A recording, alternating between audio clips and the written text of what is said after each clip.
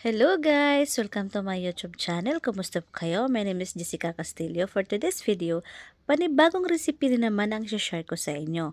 Masarap na pang merienda at syempre pwedeng pang negosyo. Gagawa rin tayo ng costing para alam natin kung magkano ang puhunan na tutubuin natin kung ano yung negosyo natin ito. Tapusin nyo ang video dahil nasa dulo ang ating costing. Ito ay Twisted Donut.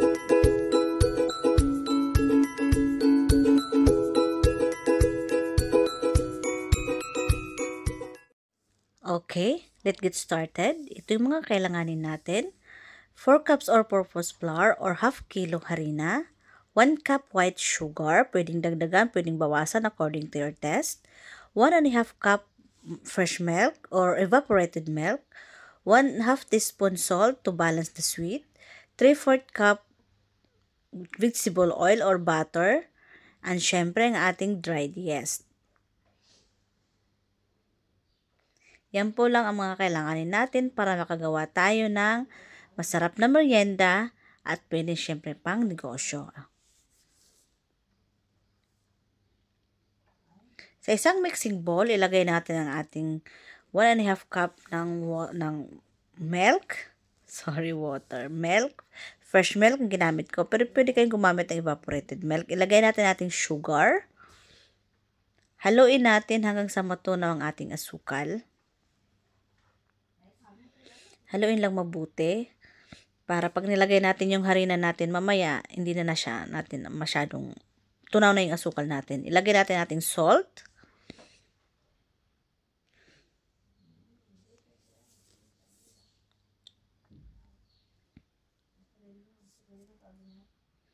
Ilagay ang oil or margarine or butter. Ako na ginamit ko dyan is vegetable oil.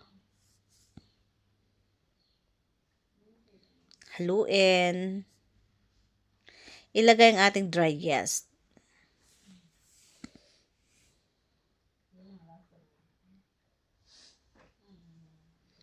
Haluin lang ng mabuti. At ilagay natin ang ating harina. Kalahating harina lang munang ilalagay natin. Haluin.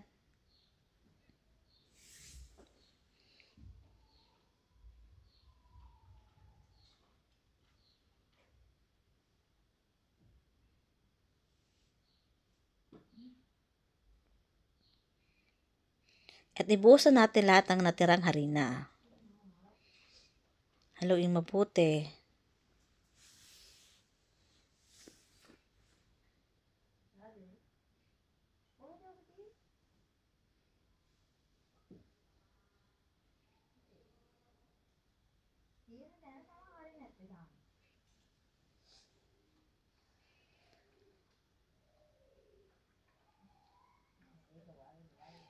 Pag ganyan na siya katigas, maano na siyang haluin sa ng isang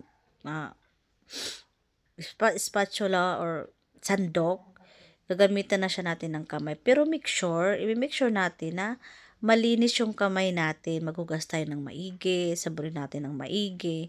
Kasi syempre pagkain ang hawakan para hindi siya makontaminado. So, kailangan malinis ang kamay. Dapat nagsabon ng maigi. Masaha. Basta masahin lang natin ang ating dough hanggang sa ma-achieve natin ang texture na kailangan natin ma-achieve.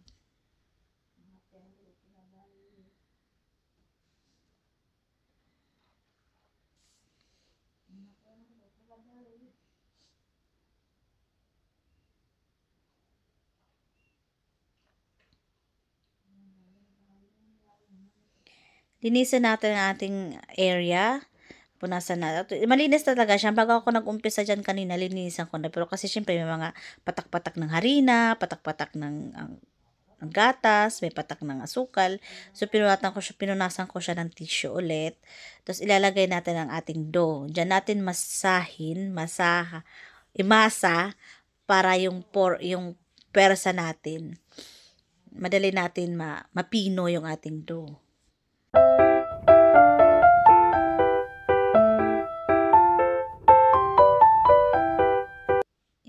imasa lang natin ng imasa.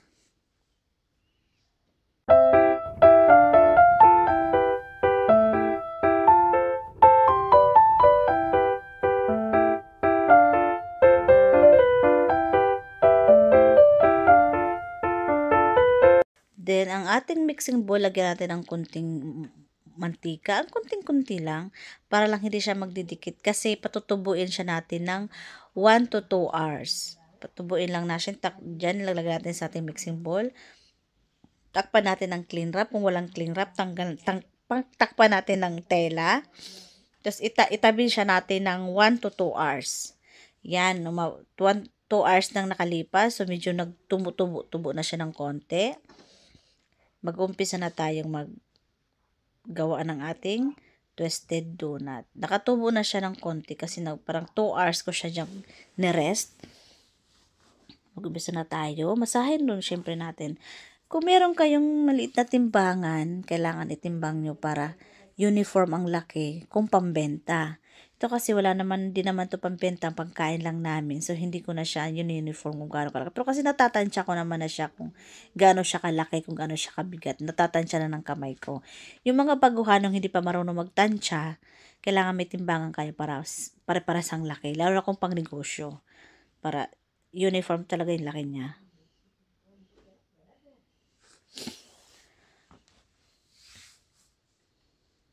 Ganyan ko lang. Kasi natatansya ko na siya.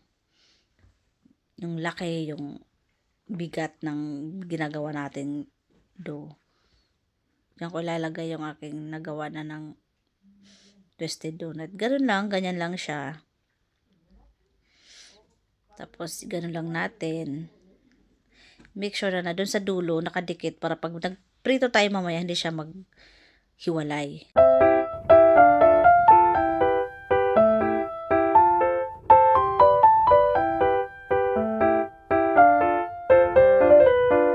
Sure lang po ha na yung area lang pinagagawa natin malinis. Bakit kung nakikita nyo parang may mga nagano siya, mantika kasi yan galing sa tinapay. Kasi 'di ba naglagay tayo ng kunting mantika kanina doon sa mixing bowl. So napunta na siya sa tinapay. Tapos kayo yung ganyan yung area niya para siyang makintab-kintab. Sa mantika po yan.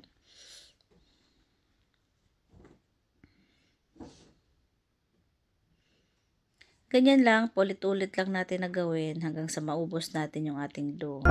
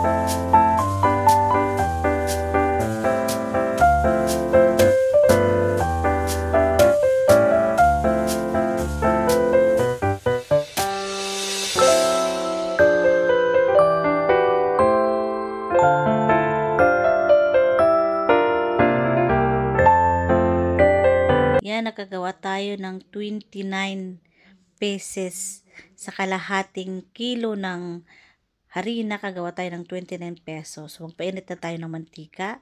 Ang ginamit kong kawali is maliit lang kasi medyo maliliit lang naman ng sakto lang yan pang prito. Nabebenta siya, pwede siya mabenta ng 5 to 6 pesos. Bisa na tayo magprito. Madali siyang lutuin guys, madali siyang prito. Pag nilapag nyo siya sa mantika, tapos pag lumutang na siya, balingin nyo lang. Ganun lang siya kadali. As in, mabilis lang talaga siyang prituhin. Hindi siya maaksaya sa mantika. Yung pagprituhan nyo sa half kilo na mantika, magagamit nyo pa rin siya sa susunod na pag nagluto kayo. Kasi hindi siya maaksaya doon sa mantika. Hindi siya kumakain ng mantika.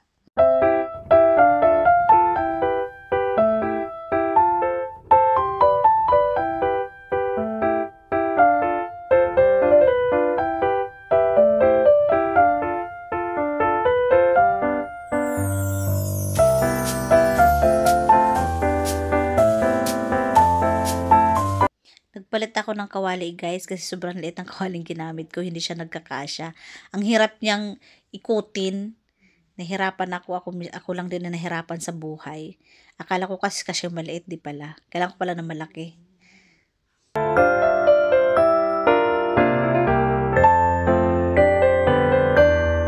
Lutuin ko lang lahat. Tapos babalikan ko kayo pag naluto na natin lahat.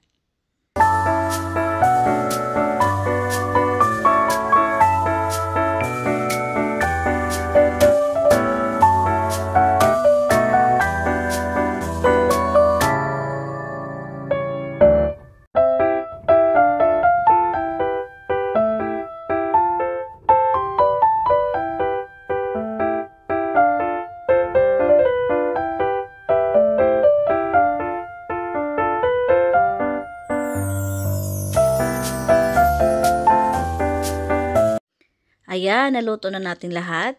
Ikot lang natin siya ng sugar, lahat. Paikot-ikotin lang na siya natin sa white sugar. Hanggang sa maubos natin malagyan lahat ng ating shakoy, beribid, o twisted donut. Depende kung anong tawag nito sa lugar ninyo. Basta gawin lang natin yan paulit-ulit. Ikot-ikotin lang natin. Parang pagpaikot-ikot niya sa'yo. Char! Yan lang. Hanggang sa matapos natin lahat. So, ayan na. Luto na, may toppings na, ay may ano na siya, may sukal na. So, kakain lang kami. At pagkatapos namin kumain, babalikan ko kayo para sa ating costing. Para malaman nyo kung magkano talaga ang puhunan sa half kilo na harina at kung magkano talaga ang tutubuin natin. Babalikan ko kayo.